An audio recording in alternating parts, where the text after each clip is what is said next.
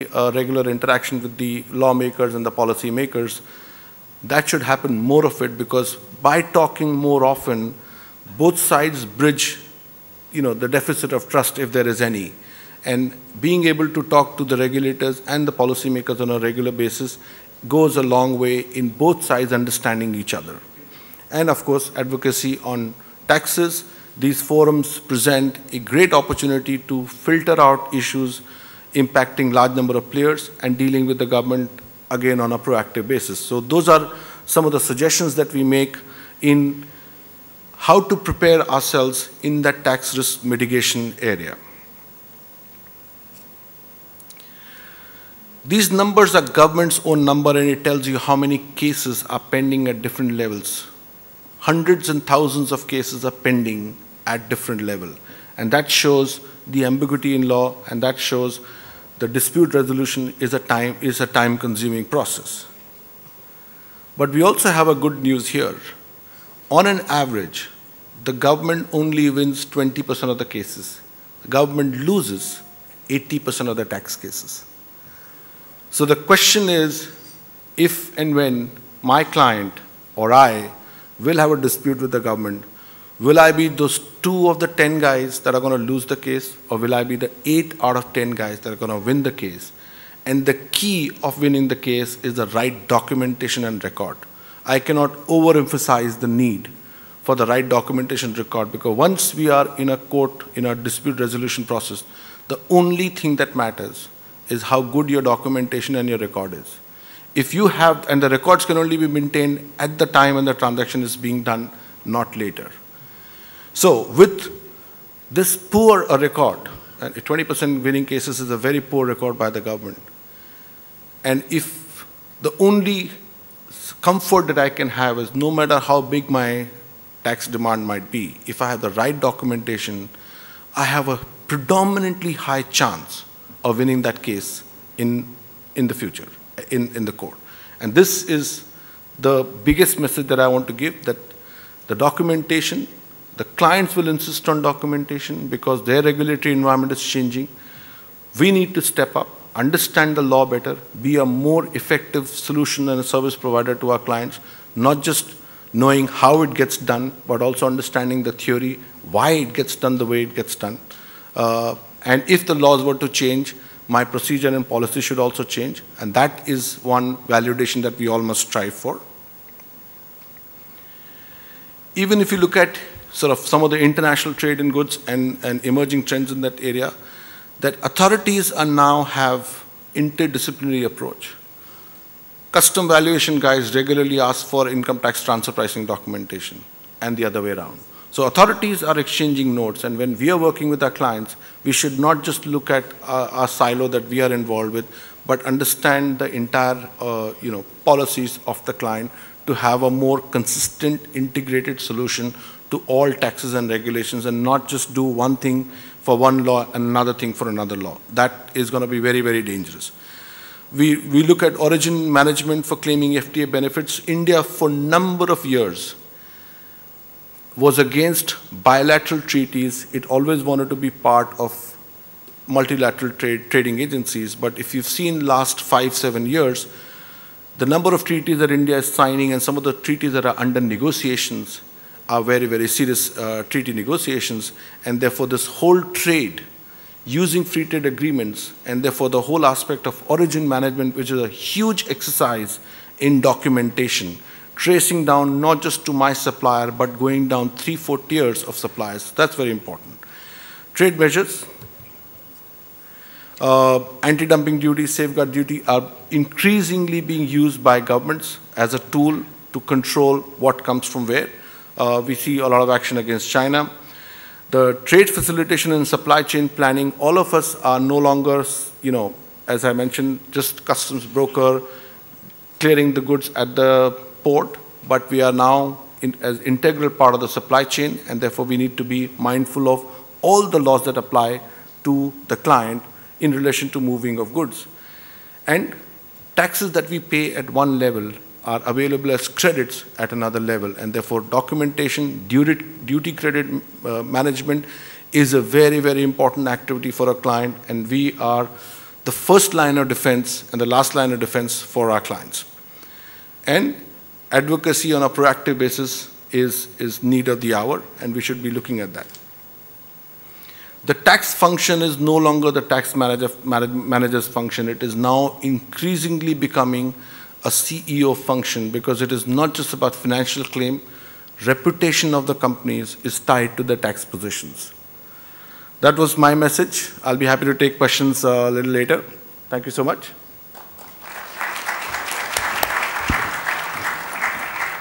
Thank you, Rajiv. That is a very lucid presentation on a very complicated and a complex subject. Yes, and he did cover the aggressiveness of the Indian tax regime as a result of the significant amount of fiscal deficit and the demand by the public for more and more infrastructure. So there is a catch-22 situation the government is going through, and the implications, the screaming headlines of the newspapers, also the global linkages on our local taxes is an interesting perspective we brought forward. The retrospective effect of tax, the broadening of tax base, these are aspects which we need to keep in mind. Tax planning versus tax abuse is a very thin line between the two, and perhaps the right amount of pre-planning and perhaps having the right team, the records, the proactive business approach, regular tax assessment, regular interface with judicial authorities, and advocacy on tax planning is very important. The other very interesting and the big part of news which he left for us to think through is that only 20% of the cases are actually won by the government in the court. So something which we perhaps may be interested to know. And last but not the least, that the tax issue is no longer left to the tax planner or the man who looks after the customs issue, but it's become such a critical issue that the CEO now looks at it is an important aspect which we need to keep in mind. Thank you, Rajiv, for once again for that lucid presentation. Our next panelist is, of course, very well known, and all of you know Mr. K.R. Bhargav, who is an eminent spokesperson today and been the Chief Commissioner of Customs. He's going to be speaking today on the forward-looking tax regime, a precursor to economic growth. Perhaps his speech, just after what we saw from Rajiv, would be perhaps a balancing effect on what we expect on the future. Thank you, Pradeep. Very good morning to all of you. I have not prepared a formal presentation, but I thought experience is good enough to address the topic given. The topic is, a part of the topic is a customer house agent, a multiplier force. So when the topic is given, I thought, I started thinking about this phrase and little considered in details and then build on. So customer house agent, as all of you know, is agent on behalf of importer-exporters operating in the custom house for clearing cargo. And think of a situation if there is no custom house agent or custom broker in a custom house. Imagine a situation, Nhava Sheva, Chennai custom house, Delhi Air Cargo, functioning without any custom house agent. And think of a situation when there was no ICD, no CFS. And importer sitting in Delhi, Rajasthan, MP, goods being imported at Mumbai or Chennai, and there is no custom house agent. What kind of life would be, I mean, how importer-exporters would manage their businesses at the ports? Extremely difficult. Extremely difficult. A lot of chaos in the custom house, huge crowds, because everyone has to come there. So, government in the wisdom to manage these kind of volumes, manage the imports very conveniently, they, I think, enacted law and instituted the this organization of custom house agents in the law, that there has to be a custom house agent who acts on behalf of the importers and clears the cargo. So now, if you look at, I am talking a force multiplier, that government is on one side who is to collect taxes, on the other side there is an importer who is to import or export goods, and the two parties. And then in between they want someone to act as an agent. So now every Tom, Dick and Harry cannot be an agent. There are border control laws, more than one, and the government has to protect the interest of the environment, interest of the community, and security issues, and besides collection of the revenue. So you need a CHA who is very, very knowledgeable person, that is one, who can advise the clients to fulfill those compliance requirements, and he can advise them with reference to the tariffs and valuation and those kind of procedures applicable in the custom houses. So a very skillful, very knowledgeable person needs to be there. And then efficiency. He has to be very efficient. Unless if he is not efficient, service delivery is poor. Importers will keep on waiting for the goods, and the guy is inefficient. So very efficient person has to be there. Honest. That is another very, very well criteria, good integrity, very sound integrity, and honest. Lot of commitment to work, it has to be there. And then for the government has to ensure that the security issues are addressed. The customs smuggling concerns are addressed. So lot of faith in him. So you have all these factors which are very well translated into the custom house agent's regulations, where the obligations are there on the custom house agent for fulfilling the needs of the importer-exporters as well as. So importer gets lot of strength into his operations. If he is to go to custom house and clear the goods, very difficult. But if CHA is doing, he is free for other jobs. Same for the government. Government asks CHA to maintain records, to do KYC things, all those things. And if in a case investigating officer, he needs records, he goes to the CHA only, because he knows he will go there, he will get the records quickly to look into the past transactions. In the custom house, it is very difficult to get records. So a CHA multiplies the force of the government on one hand and on the importer on the other hand. And then he builds trust. He establishes competence and he gets business. So that is it, how he works. Now times are changing. No more the economy is closed. It's a global economy. And in a global environment, you have to compete with multinational companies. You have to, CHA has not only to compete, but he has to enable his clients to compete globally. If a custom house agent or a custom broker is not efficient, his service delivery is not fast, his clients cannot compete globally.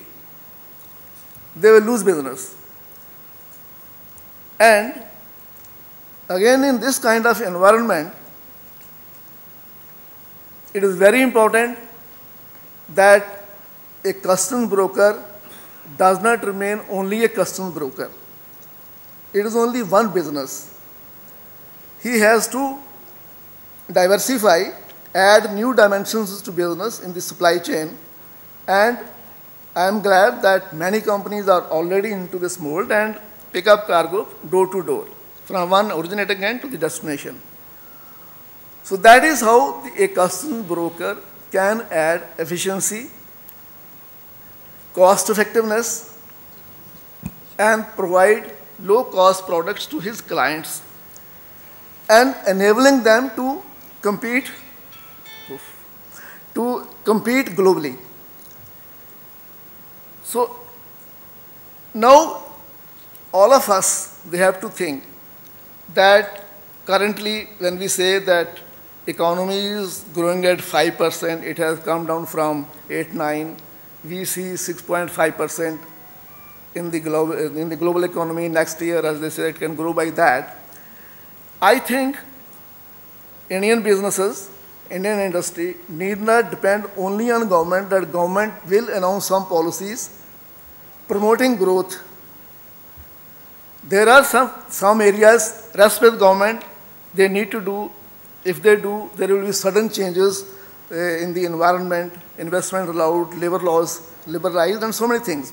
But if those things are not done, then you need to remember Dhirubhai Ambani, I think, when the economy was closed, Reliance had taken initiatives in those laws to grow. That is why I feel that all of us in the businesses, they need to revisit their own operations, their associates' operations, and see how things can be simplified, how things can be streamlined, how efficiencies can be enhanced, how technology can be used to reduce transaction costs, to reduce timings. So that's a challenge. That's a challenge for the, say, custom brokers or better freight forwarders, which the term includes not only the freight forwarding, but the customs part also. So you need to grow into that kind of environment, multiplying. You have multiplied already force in favor of government, in favor of importer, but in the changing economy, in the changing competitions with the other bigger economies in the world, you need to think accordingly. That is one I wish to emphasize, that we need to focus, how can we do it? There are major players in your industry, there are minor players in the industry, how you can do bundling? How you can do bundling so that those who are smaller players, they get also shelter. And they are able, and they are your enablers for building your businesses and providing better competitiveness to the Indian businesses. That is one. And then on the other side, the other is the part of my topic is a forward-looking tax regime. That is one necessary for the economic growth. So, speakers yesterday and today have spoken about the new initiatives taken by the government, by the CBEC, and I would add that CBEC, Government of India, from the policy perspective, is a forward-looking. We have seen so many changes coming in the law, in the procedure, in the technologies over past period.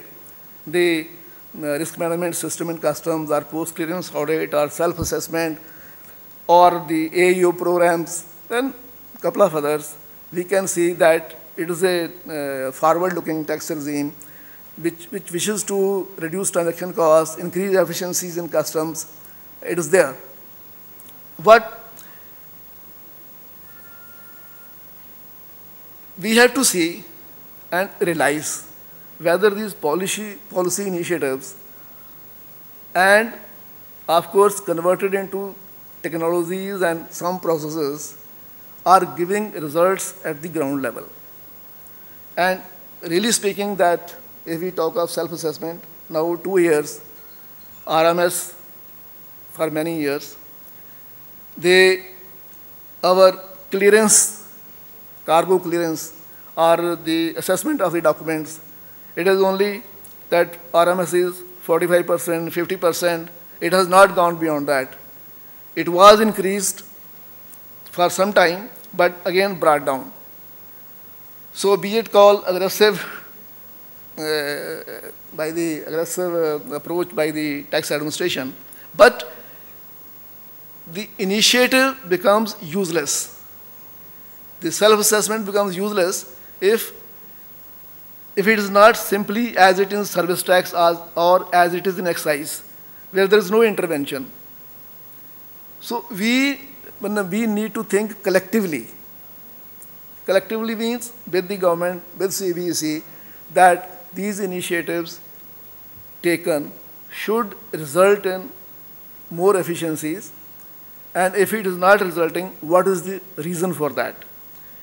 So, which I have been emphasizing and telling also that when the self-assessment was introduced, it was thought that appraisers would be free and they can be deployed for the audit, post-clearance audit, on-site audit. But in between came 24/7. So whatever is surplus, it goes for 24/7. There is hardly anyone to do any audit. And out of, I know how many clients, it's only the ACP clients, which may not be more than 200, who are subjected to audit. So this kind of regime is not very conducive for self-assessment or increasing the level of the self-assessment or RMS level. Because world over, when you clear goods without intervention or very, very minimum custom intervention, these transactions are subjected to audit at the importer's premises. As per risk parameters, the importers are audited, someone once in a year, sometime twice in a year, somebody in 5 years, and someone may not be audited at all. You need to have a regime similar to a regime as in central side or custom side, where the account books are audited. And in excise, central size, of course, all manufacturer, importers, exporters, they are aware of. They don't have any objection to that. It's being done. So if it is done in customs also, it should not be a problem.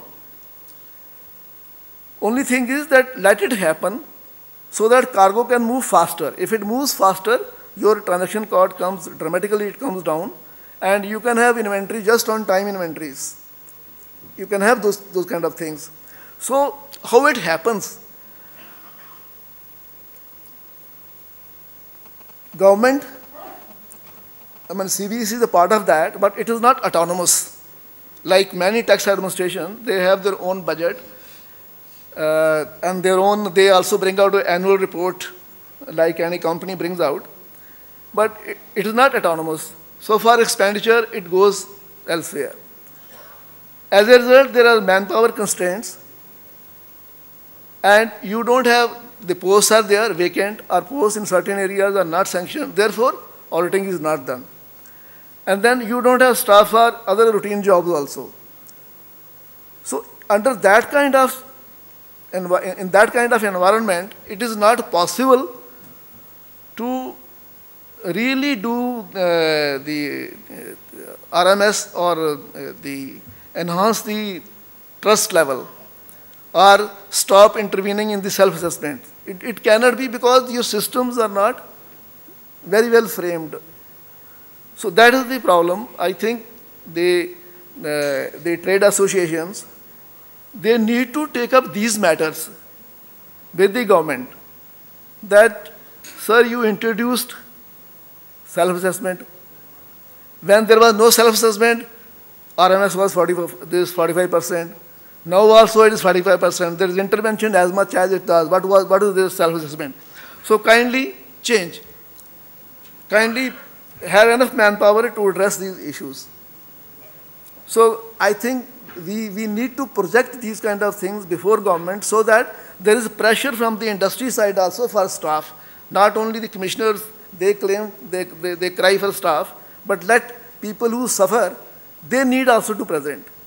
And then last thing I would like to mention, that these custom house agents, they had done wonderful job for government as well as for trade, but government has not done enough for them. They need to be highly skilled, highly knowledgeable, but what is available for them? There is no training institute for them, no one to enhance their skills in an organized manner. I am glad that the Institute of Freight Forwarders now in Mumbai, that is a right step in the right direction. Government must recognize it, recognize its courses, it becomes a popular institute in the country. The employees from the industry, general industry, employees from the custom house agent fraternity and otherwise graduates, they attend the institute, learn the law, border control laws, procedures, become highly skilled. That is one. Another thing is, I wish to say that yesterday was that the custom houses are disintegrating from the BMR consultants. In Singapore, there is a custom program for excellence in customs. And those excellence centers in customs are in the business houses, in the importers, exporters. They develop those centers, knowledge centers, which help them in faster and correct custom clearances. So kindly think of these and work on these. Thanks so much.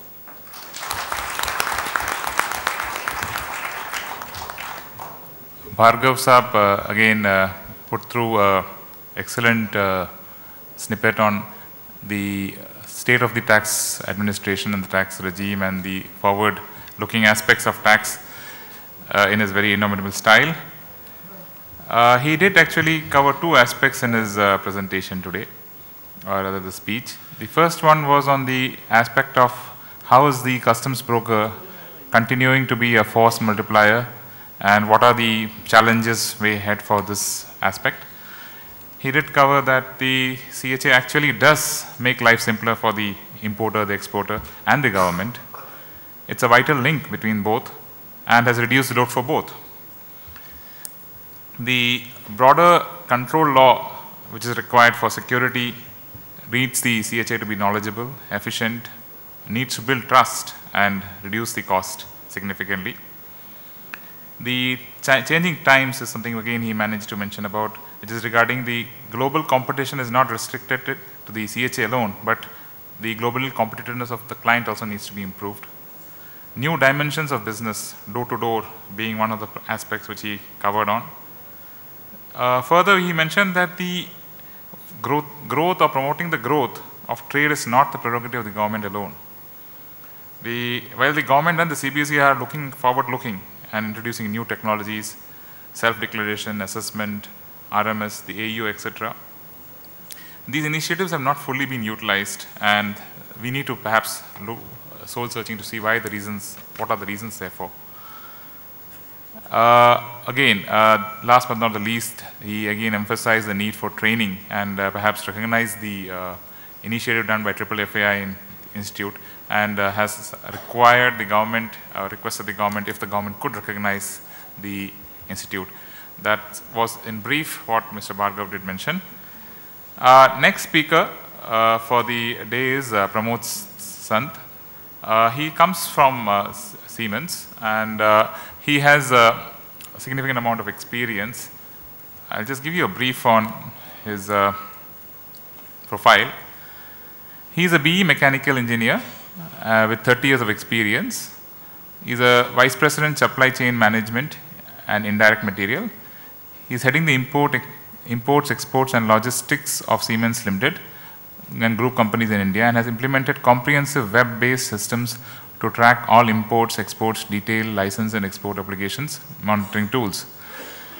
In his presentation today, which is basically on KPI and balance scorecard, he would be covering aspects of how to measure the efficiency in the aspects of movement of cargo. He did mention to me before this the conference that there was a time when they cleared some 30,000 consignments in 1.5 days or less than 1.5 days. So that's something excellent, something we can learn from. And there is an aspect in management that what can't be measured can't be monitored. And I think perhaps this is something which he will clear and bring forth to us.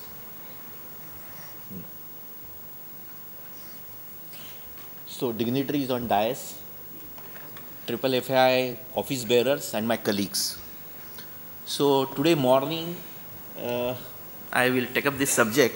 Last 2 days, I am listening to various issues which this fraternity is facing. Many issues came that yes, it is very difficult for standalone custom house agent to survive, or they need to have alternative business, additional business, and how to do. On one hand, we are talking that it is becoming simpler, custom duties are going down, so it is becoming simpler. At the same time, we have seen that it is further becoming complex also. So this is a mystery. And in this, how a normally clearing agents will have to do. So based on my industrial experience, because every industry or every company goes through these challenges, and how they handle, I have only few slides on this, and the